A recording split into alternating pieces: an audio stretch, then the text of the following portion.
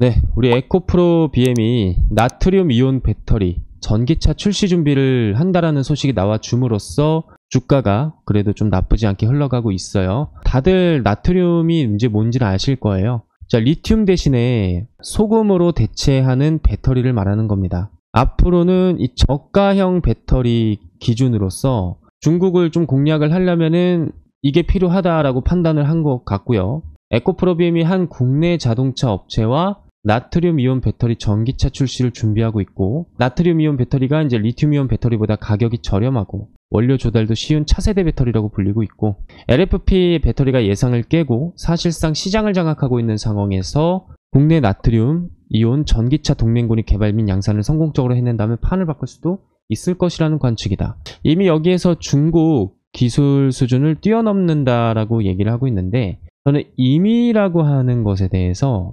조금 바꿔야 된다는 생각을 해요. 원래 중국 기술 수준을 뛰어넘었다, 이런 식으로 또 기사를 바꿔야 되지 않을까 싶습니다. 왜냐하면 LFP 배터리는 여러분들 기술력이 좋아져서 옛날보다 성능이 좋아졌다라고 하지만 차세대 배터리는 아니에요. 이 차세대 배터리라고 불릴 수 있을 만한 배터리는 3원계라고 보시면 되겠습니다. 그래서 이 3원계가 앞으로는 대세가 될 것인데, 가격적으로 LFP한테 밀리니까 아직까지 LFP가 대세로 꼽고 있는 거지만 결국에는 차세대 배터리는 3원계가 될 수밖에 없다. 왜? 가격 때문에. 그래서 이 가격적인 측면에서 너무 소비자들이 부담스러워하니까 LFP를 탑재한 전기차를 뭐 선호한다, 뭐 이런 식으로 얘기를 하고 있는 겁니다. 무슨 말인지 아시겠죠? 그래서 이 전기차에 대해서 사실 우리가 판단을 하려면 안전성이거든요. 안전성에 대해서는 LFP는 적합하지 않다라는 것이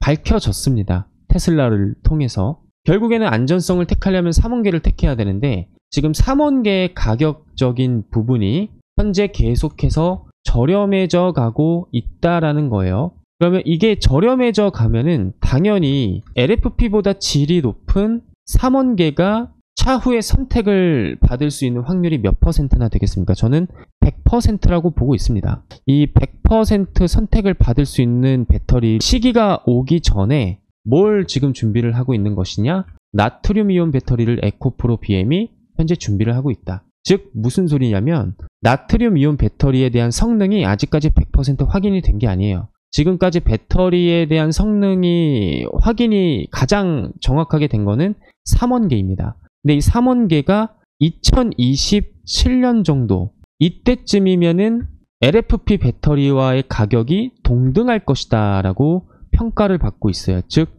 가격적인 측면에서 LFP는 매력도가 점점 떨어지고 3원계는 매력도가 점점 올라가면서 기술력 차이 측면에서 LFP보다 3원계가 더 높다라는 것을 소비자들이 알기 때문에 LFP가 앞으로 나설 자리는 없다라는 것이 업계의 전망이에요. 근데 이 LFP를 뛰어넘는 나트륨 이온 배터리를 출시를 이제 하고 있고, 중국 측면에서는 나트륨 이온 배터리, 특히 에코프로 BM이 이러한 배터리를 개발을 했다라는 소식이 나와주는 것은 상당히 중국 입장에서는 리스크에 해당한다라는 겁니다. 왜냐하면 중국이 LFP 배터리를 광고를 해도요, 이 LFP 배터리를 탑재한 테슬라는 어떻게 됐습니까? 무덤, 테슬라 무덤이라는 키워드까지 만들어 가면서 엄청난 손실을 봤단 말이에요. 특히 LFP 배터리를 탑재한 샤오미, 이 샤오미가 문제가 많이 일어나고 있죠, 지금도. 이런 부분 때문에 LFP는 앞으로 믿을 수 없는 배터리로 지금 인식이 자리 잡혀 있는데, 나트륨 이온 배터리는 리튬 대신에 소금으로 대체를 하는 것이다 라고 보고 있죠. 근데 누가 만들어요? 에코프로 BM이. 에코프로 BM이 전세계 양극재 판매량 2023년 1위를 달성하지 않았습니까? 그러면은 이 1위를 달성해봤던 기업이 만드는 이 기술력 부분을 좀 봤을 때, 여러분들께서 중국과 한국의 배터리를 선택을 할 때 가격적인 측면에서 봤을 때는 당연히 저렴하면서 질은 높은 상품을 선택하겠죠. 그게 바로 에코프로 BM이 만드는 나트륨 배터리다. 최근에 에코프로 BM 뿐만 아니라 에코프로와 관련된 희소식이 너도 나도 이렇게 좀 많이 나오고 있어요. 근데 이 희소식이 나왔더라도 주가에 대한 그 흐름은 변하지 않습니다. 차트를 한번 볼까요? 이 부분에서 좀 많이 변화하는 모습이 없고 거래량도 그렇게 썩 만족할 만한 거래량이 나오고 있진 않는 건 사실이에요. 왜 그러냐면 저번에도 말씀을 드렸던 것처럼 7월 달까지는 이게 주가가 지지부진하게 흘러갈 수 있는 가능성도 우리가 좀 생각을 해야 된다. 제가 봤을 때는 지금 현재 옥살이 중인 이동채 회장님의 부재가 크다라는 것이 저의 결론입니다. 8.15쯤에 특사로 이동채 회장님께서 이제 또 석방이 된다라고 하시면은 아마 그때서부터 주가가 많이 수면 위로 올라와서 출렁거리지 않을까 싶어요. 그때까지는 어떠한 호재가 나와도요.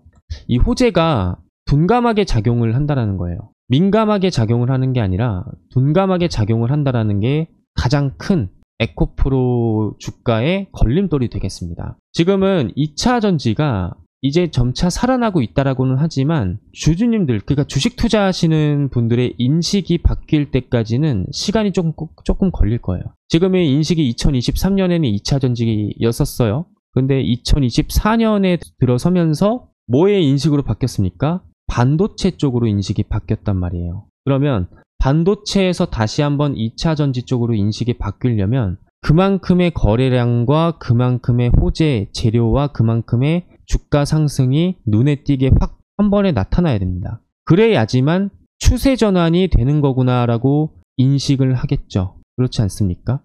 여기까지 이해되셨으면은 구독, 좋아요 한 번씩만 눌러주세요.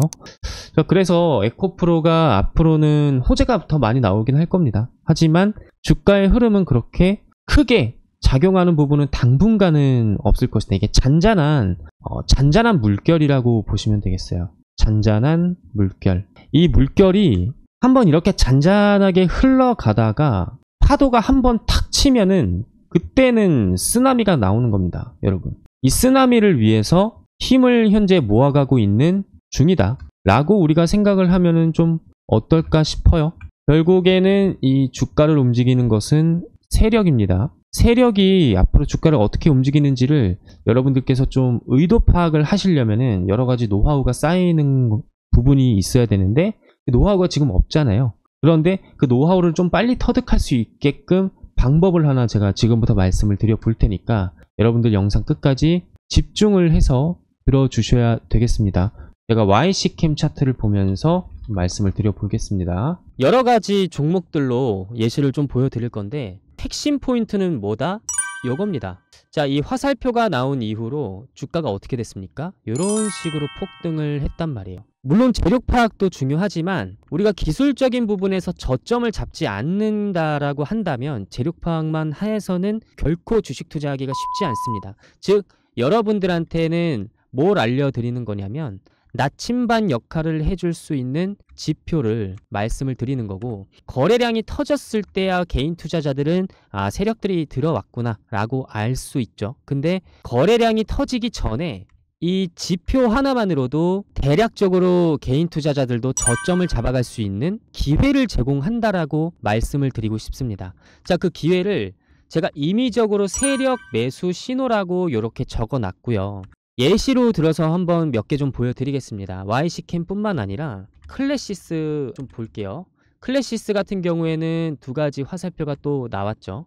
이때 나왔을 때 올라가고 이때 나왔을 때 한 번 더 올라가고, 내가 만약에 주식 투자로 손실을 많이 본다, 이 화살표에 대한 부분만 믿고 가셔도 좋은 성과를 낼 수 있지 않을까 싶고, 그 다음에 J2K 바이오를 한번 보겠습니다. J2K 바이오도 지금 여러 가지 화살표가 나오는 게 아니라 이거 딱 하나만 나오잖아요. 그 다음부터 어떻게 돼가고 있습니까? 쭉 상승을 하고 있단 말이죠. 이처럼 한미반도체도 마찬가지로 매집하고 이때서부터 굉장히 폭등이 나왔습니다. 그쵸?